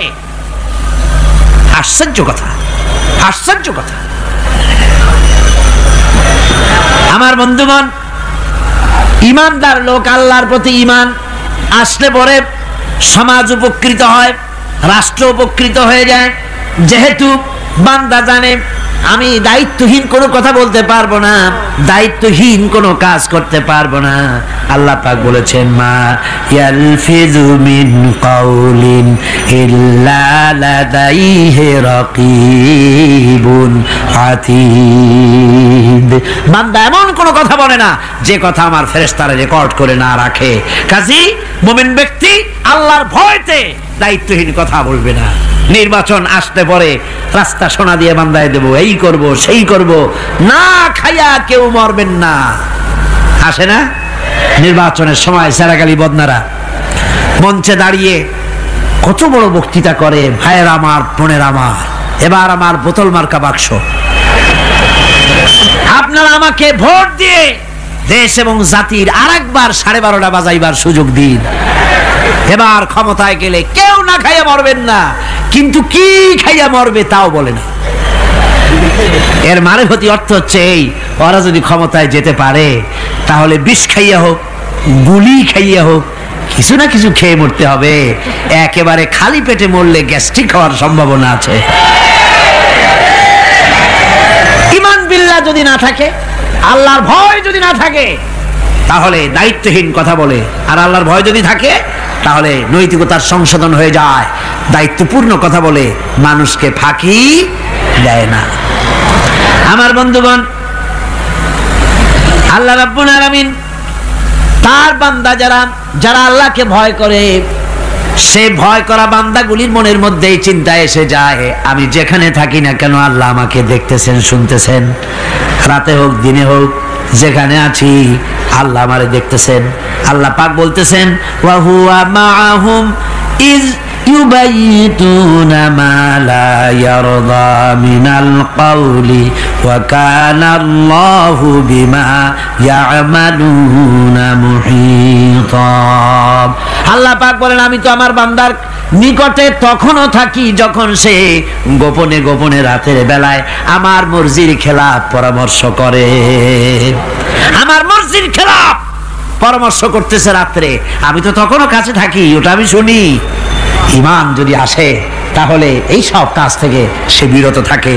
সে যদি কম হয় সেখানেও আল্লাহ, বেশিও যদি হয় সেখানেও আল্লাহ।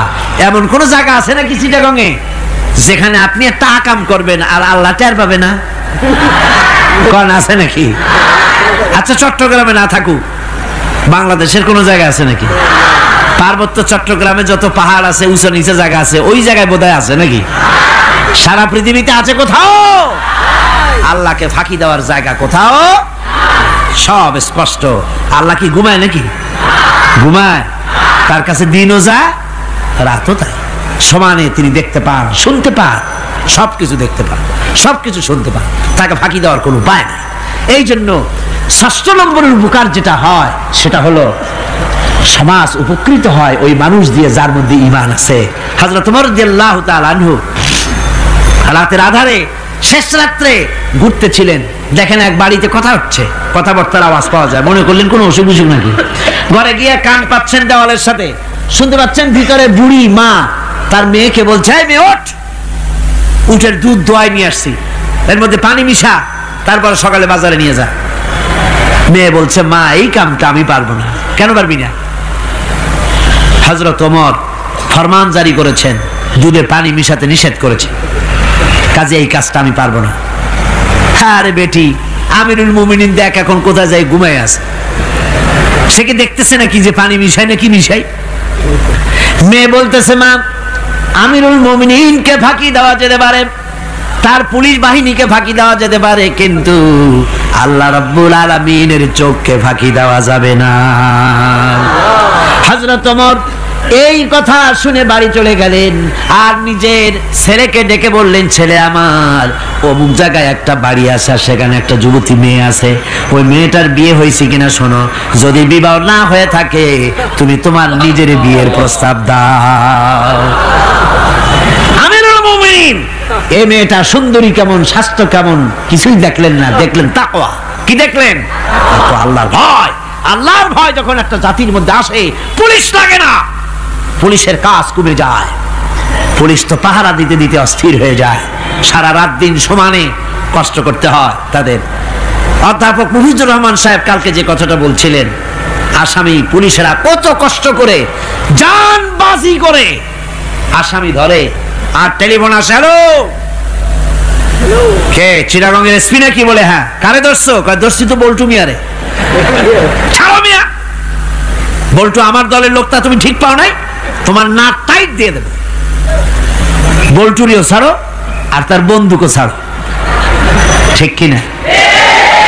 আমার ভাইয়েরা, সুতরাং ঈমান যদি এসে যায় জাতির মধ্যে, পুলিশের দরকার হবে না, পুলিশ দরকার হবে কিন্তু তাদের ডিউটি কমে যাবে, আসামিরা আর অন্যায় কাজ কম করবে।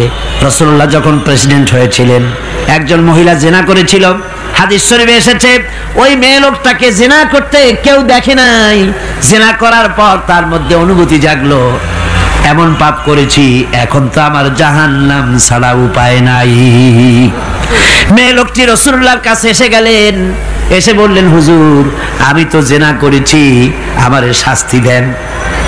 হুজুর মুখ ডান দিকে ফিরালেন, মেয়ে লোকটা ডান দিকে এলো, বললো জিনা করেছি শাস্তি দেন।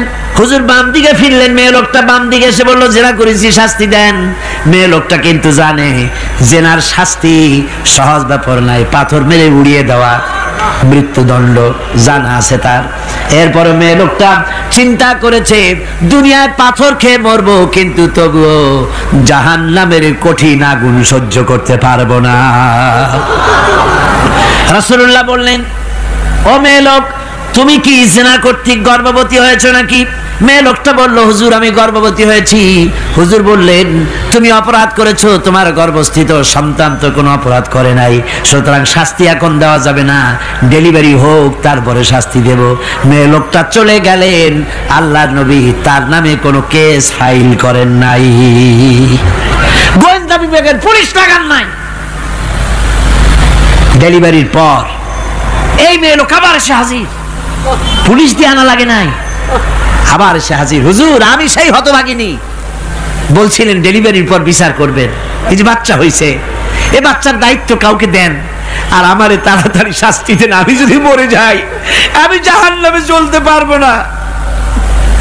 হুজুর বললেন, অপরাধ তুমি করেছো, এই বাচ্চার অধিকার আছে তোমার বুকের দুধ খাবে, আমি সেই অধিকার বাচ্চাকে নষ্ট করতে পারি না, বাচ্চা দুধ ছাড়ুক তারপরে এসো।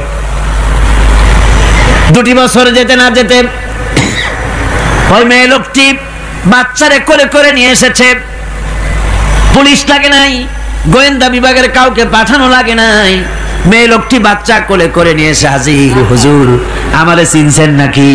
আমি তো সেই হতভাগিনী, জিনা করছিলাম, বিচার চাইছিলাম, ডেলিভারি পরে হবে বলছিলেন, দুধ ছেড়ে দিলে পরে হবে বলেছিলেন, আমার ছেলে এখন দুধ ছেড়ে দিয়েছে, আমি তারে রুটি খাওয়া শিখাইছি, দুধ ছাড়া এখন সে বাঁচবে, আমি তার হাতে রুটি দিয়ে আনছি, দেখেন ও রুটি খেতে পারে, আর দেরি করবেন না, আমার বিচার করে দেন। রাসূলুল্লাহ ছেলেটার দায়িত্ব কাউকে দিয়ে দিলেন, আর বললেন এই মহিলাটিকে নিয়ে যাও, বুক পর্যন্ত মাটির মধ্যে গেড়ে দিয়ে তারপরে রজম করো। মেয়ে লোকটিকে বুক পর্যন্ত গেড়ে দেওয়া হলো, চতুর্দিক থেকে পাথর মারা হচ্ছিল, পাথরে বেগে শরীরে রক্ত ছিটে এক সাহাবীর গায়ে লাগলো, সাহাবী তারে গালি দিয়েছিলেন, হুজুর শুনে বললেন সাহাবী গালি দিও না, এই মেয়ে লোকের তওবা আল্লাহর কাছে এত কবুল হয়ে গেছে, যদি এই তওবাকে ভাগ করে দেওয়া হয় গোটা মদিনাবাসীর নাজাতের জন্য তা যথেষ্ট হয়ে যাবে। সুবহানাল্লাহ, পুলিশ লাগে নাই, এমন সমাজ কায়েম হয়, ঈমান বিল্লাহ, আল্লাহর প্রতি ঈমান যদি এসে যায়, জাতির যদি রক্তে রন্ধ্রে রগে রেশায় যদি ঈমান এসে যায়, তাহলে পুলিশ বিডিআর আর্মি আরামে ঘুমাবে, তাদের জন্য পরিশ্রম হবে না, কষ্ট হবে না, অপরাধ প্রবণতা কমে যাবে, মানুষের অশান্তি কমে যাবে, শান্তির বন্যা প্রবাহিত হয়ে যাবে। সুবহানাল্লাহি ওয়া বিহামদিহি। এই জন্য রাসূলুল্লাহ বলেছিলেন, খায়রুল কুরুনি কারনি, সর্বশ্রেষ্ঠ যুগ কার যুগ? জোরে বলেন না, সর্বশ্রেষ্ঠ যুগ কার যুগ? রাসূলুল্লাহর যুগ। জোরে কোন কার যুগ? রাসূলুল্লাহর যুগ। এই জন্য আমি আপনাদের খেদমত আরজ করতে চাই, ইসলাম এ ধরনের সীমারেখা ঠিক করে দিয়েছে, তিলকা হুদুদুল্লাহ ফালা তাতাদুহা, এ হলো আল্লাহর সীমারেখা, এই সীমারেখাকে ভঙ্গ করো না, লঙ্ঘন করো না, আল্লাহর উপরে ঈমান পরিপূর্ণরূপে আনো এবং এই ঈমানের উপরে ভিত্তি করে নিজেদের জীবনকে পরিচালিত করো। এই ঈমান যদি জাতির ভিতরে এসে যায়, তাহলে বৈষয়িক জীবনে, দুনিয়ার জীবনে সত্যিকারের যদি শান্তি পেতে চাই, আল্লাহর উপরে ঈমান আনতে হবে। ইহকাল পরকালে যদি নাজাত পেতে চাই, আল্লাহর উপরে ঈমান আনতে হবে। আর আমরা আমাদের চিন্তা ভাবনায়, ওঠায় বসায়, চলায় ফেরায়, সর্বত্র আল্লাহর উপরে পরিপূর্ণ মাত্রায় ঈমানটা যদি এসে যায়, তাহলেই শান্তি, তাহলেই মুক্তি। গোটা সমাজ শান্তি পাবে, আমরা দুনিয়ায় আরাম পাবো, কিয়ামতে জাহান্নাম থেকে মুক্তি পাবো। জোরে কোন আমিন, আরো জোরে কোন আমিন।